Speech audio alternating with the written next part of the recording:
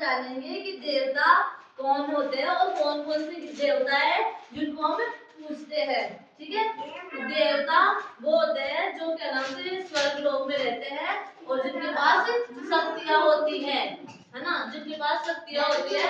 जब उनकी पूजा करते हैं ना तो हमें आशीर्वाद देते हैं और हमारे किसी काम में मदद करते हैं, है ना। जैसे सबसे पहले हम कोई भी काम करते हैं तो उसमें क्या करते हैं, हम पहले गणेश जी, जिनको क्या कहते हैं, प्रथम पूज्य कहते हैं। गणेश जी भगवान होते हैं, गणेश जी होता है, उनको हम सबसे पहले पूजा करते हैं। ठीक है, और इसके अलावा कौन कौन से देवता है जिनको आप लोग जानते हो, जो सूर्य भगवान हो गए, है ना, और कौन हो गए, चंद्रदेव हो गए, इंद्रदेव हो गए, और कौन से होते हैं बताओ ना। भगवान शिव को नहीं जानता है लोग? अच्छा, भगवान कृष्ण को कौन जानता है? मैं जानती हूँ। और हाँ बताओ बताओ। हाँ, गरुड़ देव भी होते हैं। और गरुड़ देव कौन है? भगवान विष्णु के वाहन है गरुड़ देव। भगवान विष्णु किस पे बैठ के जाते हैं? गरुड़ भगवान पे बैठ के जाते हैं। ठीक है, और कौन कौन से देवता है याद करो। अच्छा, वायु देव होते हैं, अग्नि देवता होते हैं, है ना।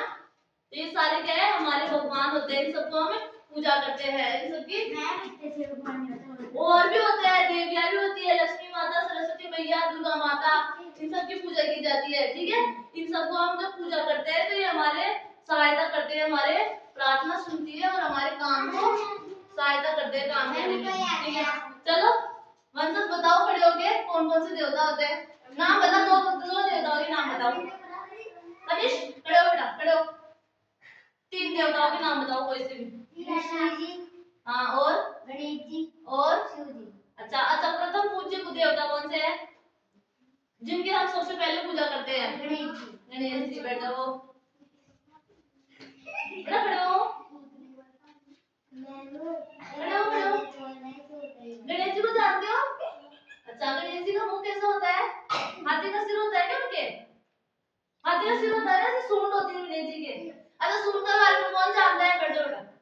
सूंड भगवान उनकी कैसे बनी? सूंड हाथी की सूंड कैसे लगी, मतलब वो वाला चेहरा, है ना। तो क्या हुआ, एक बार की बात है, जब क्या हो रहा था, पार्वती मैया जो नहाने गए हुए थे तो वो बाहर गुफा के अंदर थे और बाहर उन्होंने गणेश जी को खड़ा कर दिया और ऐसे बोला कि ना, मैं जब तक बाहर नहीं आऊं नहा के, जब तक स्नान करके बाहर नहीं आऊं, तब तक आपको क्या करना है। गणेश जी को बोला कि आप बाहर किसी को भी अंदर मत जाने देना बाहर से। तो अब क्या हुआ, जो भगवान शंकर भगवान थे ना, वो उनको काम था पार्वती मैया से, तो उन्होंने जल्दी जल्दी आए और वो बोले कि मुझे जाना है, बात करना है। लेकिन गणेश जी ने मना कर दिया कि मेरी माता ने मुझे कहा है कि किसी को अंदर नहीं आने दिया जाए।